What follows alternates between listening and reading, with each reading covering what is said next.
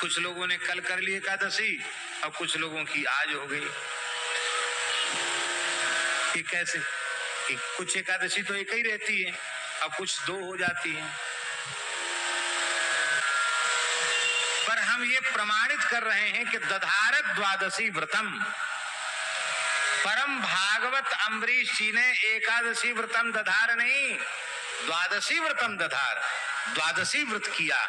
इसका मतलब है वैष्णव एकादशी तो करता है पर वह द्वादशी प्रधान एकादशी करता है।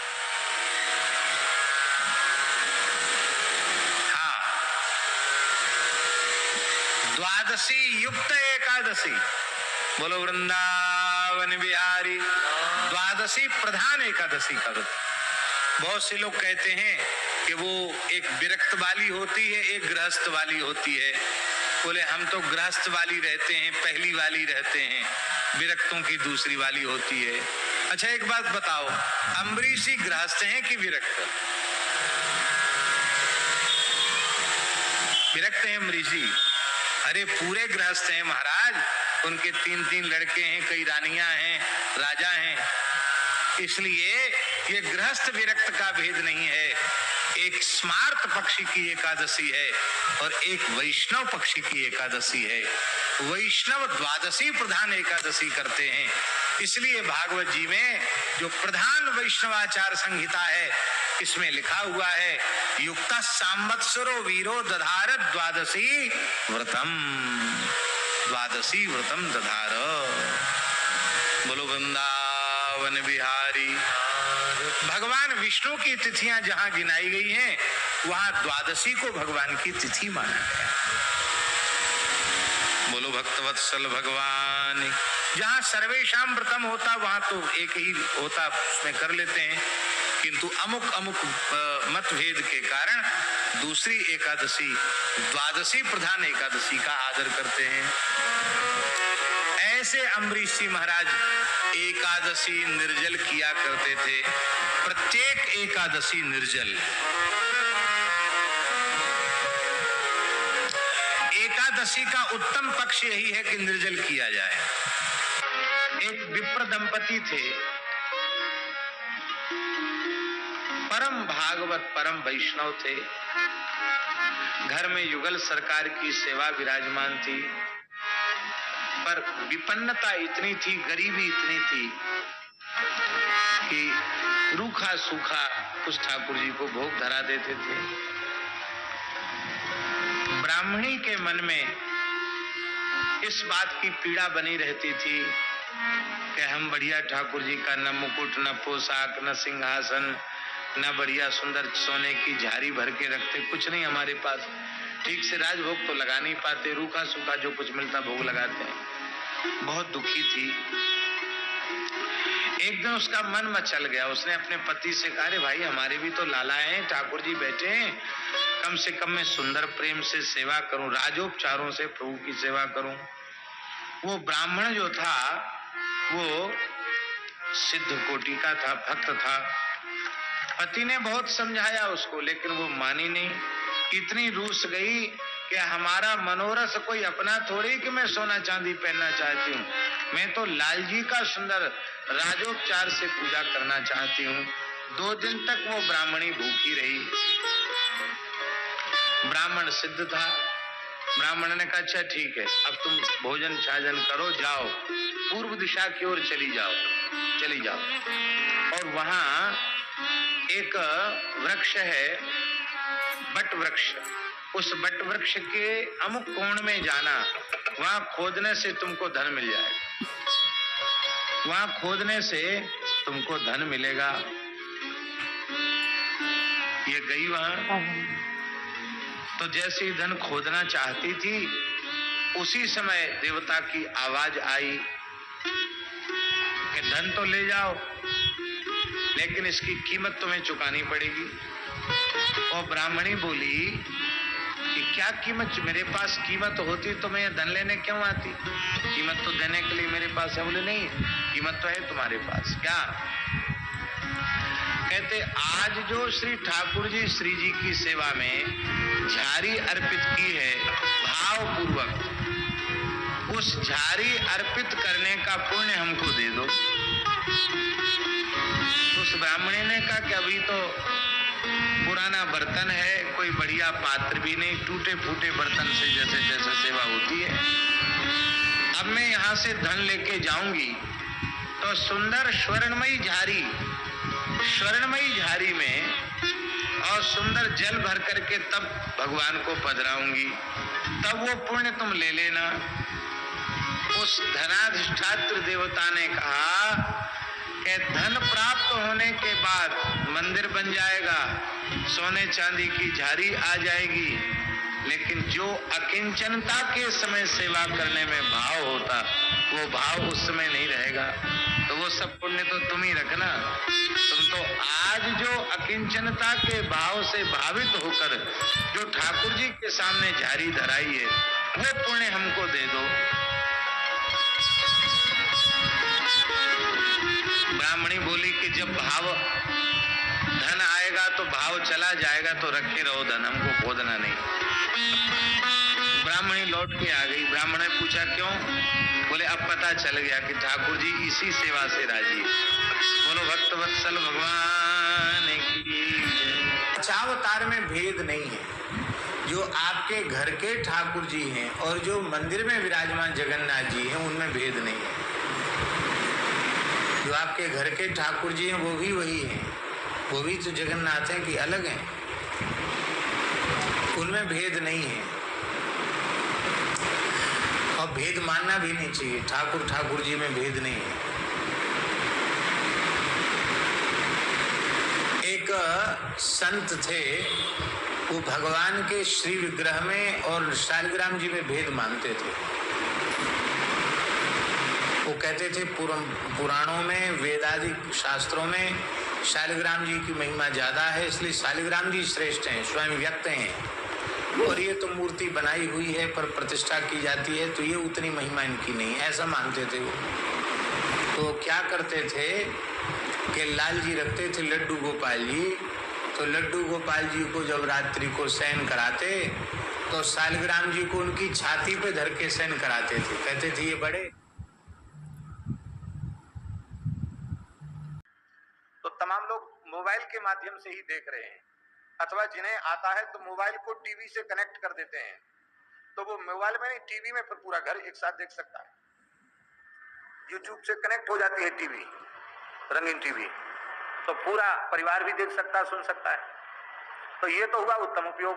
लेकिन इस उत्तम उपयोग के साथ यदि आप गलत उपयोग भी करते हैं तो उत्तम उपयोग से जो लाभ आपको मिलना चाहिए वो लाभ आपको नहीं मिलेगा। क्या देख रहे हो? बोले कार्टून देख रहे हैं। क्या कर रहे हो? बोले गेम खेल रहे हैं।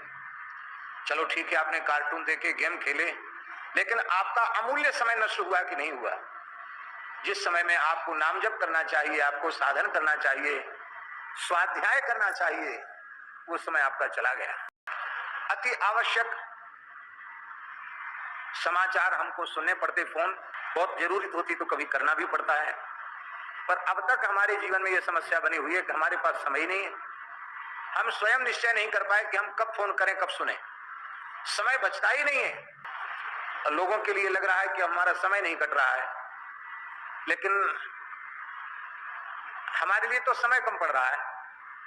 समय कटने की बात जाने दो, समय कम पड़ रहा है और श्री ठाकुर जी की, गुरुजनों की कृपा से खूब सुख मिला है, खूब सुख मिला है। भगवान विश्वम्भर हैं, सारे विश्व का भरण पोषण श्री ठाकुर जी के ऊपर है, पर उनकी कृपा से इस प्रतिकूल परिस्थिति में जो वृंदावन वास का सुख, जो सत्संग का सुख, जो स्वाध्याय का सुख और जो नित्य नियम का सुख मिल रहा है, वो महाराज लंबे समय से नहीं मिला था, अब श्री हरिगुरु संतों की कृपा से मिला है।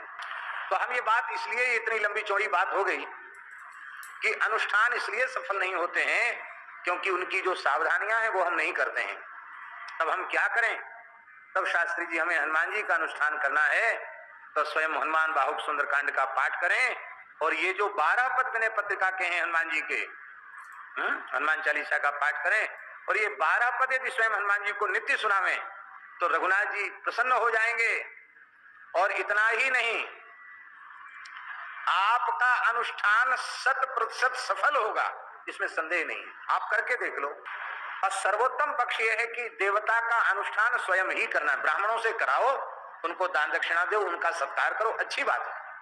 ब्राह्मण भी अत्यंत श्रद्धा पूर्वक, सावधानी पूर्वक और यजमान के कार्य सिद्धि का संकल्प लेकर के बड़ी पवित्रता पूर्वक करें, ये उनके लिए आवश्यक है। लेकिन स्वयं भी आप कीजिए। हमारे पूज्य गुरुदेव खाकचौक वाले महाराज जी कहते थे, इतने काम अपने हाथ से करो, खेती पाती बीनती अरु घोड़े को तंग, अपने हाथ समारिए लाख लोग होए संग। कहते पुरानी कहावत है। खेती संदेशन खेती मत करो, खेत पर स्वयं जाओ, भले ही आपने काम करने वाले लोग रख के, पर बुआई के समय, कटाई के समय आप खेत पर खड़े हो जाकर के। अपने आप खड़े नहीं होगे तो सब गड़बड़ हो जाए, कुछ का कुछ हो जाएगा। हमने भी अनुभव किया है इसका, नाम नहीं लेंगे, चलो नाम ले लेते, क्या है, क्या हानि। हमारे खाकचौक आश्रम का एक आश्रम रुदायन गांव है, सासनी के पास, ब्रज में ही आता है। तो वहां ठाकुर जी की 28 बीघा जमीन है, गोपाल जी की। वहां के बीघा कच्चे हैं, इसलिए छोटे बीघा हैं वहां के।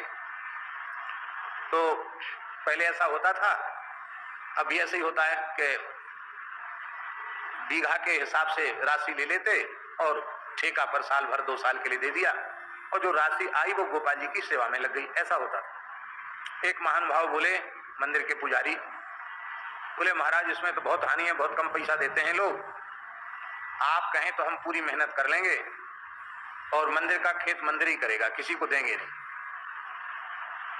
बहुत फायदा हो जाएगा। मैंने कहा बहुत अच्छी बात है, कुछ फायदा हो जाएगा तो मंदिर में कुछ जीर्णोद्धार का कार्य हो जाएगा। तो जैसे वो मुंगेरी लाल के सपने होते हैं वैसे हमको दिखा दिए सपने, तो हम भी खूब प्रसन्न हो गए।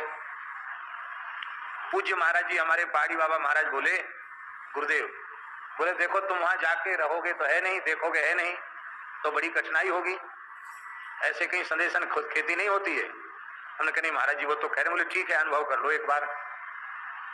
तो खेती वही साल भर हुई। अब जब हम पहुंचे, साल में एक उत्सव वहां करते थे, तो मैंने सोचा कि तो बहुत आया होगा। मैंने पूछा उनको, महानुभाव को, तो हर साल तो कुछ न कुछ मिलता था, उस साल कुछ नहीं मिला। बोले, अरे महाराज, आत्मा तो निकास के धरी, सामने धरी जाए ना सके, माने आत्मा निकाल के कैसे धरूं, आत्मा तो निकास के सामने धरी ना जाए सके। महाराज, जाको जामे लग गो, बाको बामे लग गो, सबरो बराबर है गो। वाह, बहुत अच्छी बात है। वहां एक महानुभाव, उन्होंने कुछ बोलना शुरू किया, नहीं कुछ मत बोलो, हम तो पूर्ण विश्वास करते हैं, जाको जामे लग गो, बाको बामे लग गो। वहां से लौट के आए, महाराज जी बोले क्या मिला इस बार खेत में? तो हमने कहा जाको जामे लग गो, बाको बामे लग गो। महाराज जी बोले, देख लो, तुम पोथी के पंडित हो पर व्यवहार का तुमको ज्ञान नहीं है।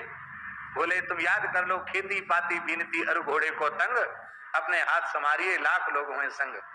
अरे बुआई के समय तुम्हें जाना चाहिए था, फिर फसल पक्के कटने के समय जाना चाहिए, फिर जब अन्न जब तक आ ना जाए फिर अपने सामने उसकी व्यवस्था करनी चाहिए, तो सब तुमने नहीं किया, तो हो गया जाको जामे लग गो, बाको बामे लग गो। पाती, चिट्ठी, शास्त्री जी आप चिट्ठी लिख देना। अब हम क्या लिखवाना चाहते हैं, आपने क्या लिख के भेज दिया क्या पता, नहीं, खुद लिखो। महाराज जी ने चिट्ठी, महाराज जी लिखते थे, बड़े निरालस से होकर चिट्ठी लिखते थे महाराज जी। 12-1 बजे रात तक चिट्ठी लिखते थे महाराज जी। और यदि उनका सारा पत्राचार सुरक्षित होता तो हम समझते हैं बहुत विशाल काय ग्रंथ होता उनके पत्राचार का। ये तो कुछ पत्र उनके लोगों के यहाँ सुरक्षित थे, उसी से परमार्थ के पत्र पुष्प संकलित करके पुस्तक बनाई। और हमारी बड़ी विनम्र प्रार्थना, ये परमार्थ के पत्र पुष्प इतनी सुंदर पुस्तिका है कि आपके जीवन के सारे प्रश्नों का समाधान इससे हो जाए। आप पढ़ते हैं, एक एक वाक्य अद्भुत है महाराज जी को, एकदम व्यवहारिक, उसमें कोई सांप्रदायिक दुराग्रह नहीं है, प्रत्येक मनुष्य के लिए कल्याणकारी है। तो राम जी महाराज जी ने हमको पोस्ट कार्ड लिख करके राजस्थान में थे, महाराज जी कथा चल रही थी, जयपुर की बात है। हमको कहा कि वो लाल डिब्बा होता ना पोस्ट ऑफिस वाला, उसमें डाल के आओ। तो जिन पंडित जी के नाम से महाराज जी ने पत्र लिखा था, विद्यार्थी ही थे, हमारे साथ सहपाठी ही थे। तो हर व्यक्ति की एक अवस्था होती है, तो हमारी भी विद्यार्थी अवस्था ही थी, तो अवस्था के अनुसार थोड़ी मोड़ी चंचलता भी सब में होती है। तो मेरे मन में कुछ बात सूझी और पंडित जी का जो नाम लिखा था, अमुक जी महाराज, श्री रामानंद पुस्तकालय, सुदामाकुटी, वृंदावन। तो हमने उनके नाम के नीचे कोष्ठक में महाराज जी की लेख के जैसी मिलती जुलती नकल होती ना, तो महाराज जी के हस्ताक्षर की नकल करते हुए हमने कोष्ठक में लिखा श्री भोंदू पंडित जी। क्या लिख दिया? श्री भोंदू पंडित जी लिख दिया हमने उनको। अब ये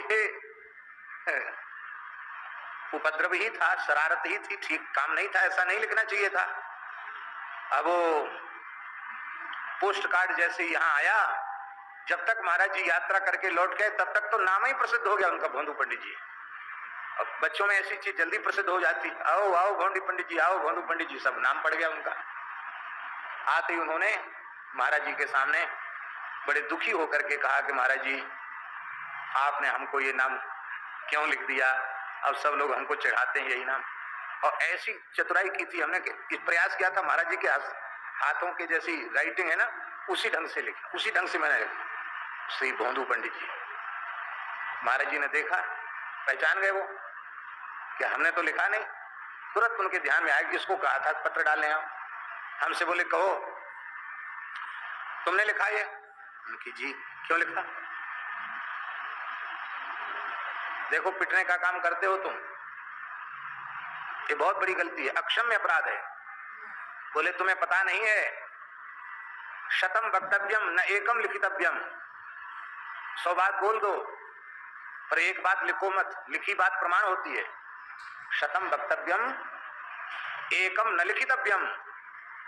100 बात बोल दो, कोई बात नहीं, बोल दिया, गई बात, हवा में उड़ गई, पर लिखी तो प्रमाणित हो जाती है। तुमने लिखा ही बहुत गलती किया। हमने कहा महाराज जी गलती तो होगी, अब कभी ऐसी गलती नहीं करेंगे। बोले अब तुमको पत्र कभी डालने की सेवा नहीं दी जाएगी। पहले हम ही डालते थे महाराज जी के पत्र, बोले अब तुमको पत्र डालने की सेवा नहीं दी जाएगी। हम रोने लगे, महाराज जी सेवा से तो वंचित मत करो, एक बार गलती हो गई, आज क्षमा कीजिए और प्रायश्चित बताइए, हम प्रायश्चित करने के लिए तैयार। उस समय वो पंडित जी हमसे पढ़ रहे थे, आयु में हमसे कुछ बड़े थे, 1-2 साल, पर हमसे कुछ